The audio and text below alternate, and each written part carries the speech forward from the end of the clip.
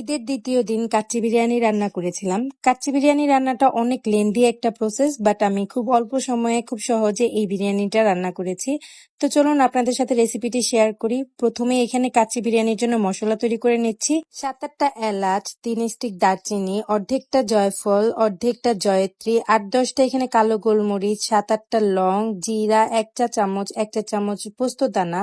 এই মশলাগুলো সবকিছু একসাথে খুব ভালোভাবে ব্লেন্ডারে জারে ব্লেন্ড করে নিয়েছি। আর এখানে কাচ্চি বিরিয়ানির জন্য খাসির মাংস নিয়েছি 1.5 কেজি। আপনারা চাইলে গরুর মাংস দিয়েও এই বিরিয়ানিটা করতে পারেন। কাচ্চি ম্যারিনেশনের জন্য এখানে দিয়েছি স্বাদমতো লবণ, 1.5 টেবিল চামচ আদা রসুন পেস্ট, লাল মরিচের গুঁড়া 1 চা চামচ, ধনিয়া গুঁড়া 1 চা চামচ। কিছুক্ষণ আগে বানিয়ে রাখা কাচ্চি মশলাটা সম্পূর্ণ এখানে দিয়ে দিচ্ছি। কাঁচা পেঁপের খোসা বাটা দিচ্ছি এখানে 1 টেবিল চামচ, টক দই দিচ্ছি হাফ কাপ, টমেটো সস দিচ্ছি এখানে 2 টেবিল চামচ, কাঠবাদাম ও কাজু বাদাম গুঁড়ো 2 টেবিল চামচ, বেরেস্তা দিয়ে দিচ্ছি এখানে 1 কাপ, 2টা তেজপাতা দিয়ে দিচ্ছি। আর বেরেস্তা ভাজা যে তেলটা ছিল ওই বেরেস্তা ভাজা তেলটাও এখানে দিয়ে দিচ্ছি। 1 চা চামচ চিনি আর দিয়ে দিলাম 2 টেবিল চামচ ঘি। এখন সবকিছু একসাথে হাত দিয়ে খুব ভালোভাবে মেখে নিচ্ছি। এখন কাচ্চিটাকে মেখে নেওয়ার পর 1 ঘন্টার জন্য রেস্টে রেখে দিতে হবে। আপনাদের হাতে সময় না থাকলে কাচ্চির রাইস প্রিপারেশন করতে করতেও যতটুকু টাইম থাকে ততটুকু টাইম ম্যারিনেশন করতে পারেন।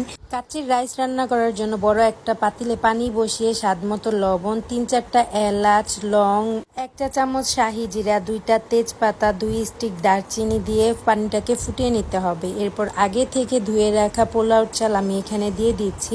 পোলাওর চালগুলোকে 60% মতো সিদ্ধ করে তুলে নিয়েছি।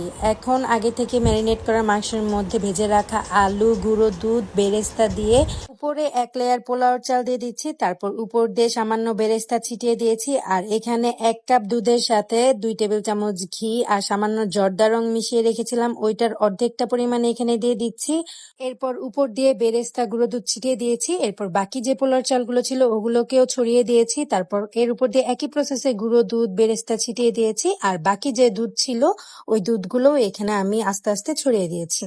এরপর এর মধ্যে আমি দিয়ে দিয়েছি 1 চা চামচের মতো কেওড়া জল। আর এই কেওড়া জলটা অবশ্যই সুন্দর একটা ফ্লেভারের জন্য ব্যবহার করতে হবে। আর পাতিলের চারপাশে আমি আটার একটা ডো তৈরি করে রেখেছিলাম। এরপর একটা ঢাকনা দিয়ে ঢেকে এটাকে চুলায় বসিয়ে দিয়েছি 1 ঘন্টার জন্য। প্রথম 10 মিনিট হাই হিটে এটাকে রান্না করে নিয়েছি আর বাকি 50 মিনিট একদম লো হিটে এটাকে রান্না করে নিয়েছি। আর এটা রান্না করার সময় পাতিলের নিচে একটা ভারী তাওয়া বিছিয়ে দিয়েছিলাম যাতে নিচে দিয়ে লেগে না যায়। 1 ঘন্টা পর ঢাকনা তুলে কাচ্চিটাকে কেটে নেওয়া হয়েছিল, মানে মাংসের সাথে চালগুলো মিশিয়ে নেওয়া হয়েছিল। এই তো ফাইনালি আমার kacchi ready. Hope you guys enjoyed this video. Thanks for watching. আল্লাহ হাফেজ।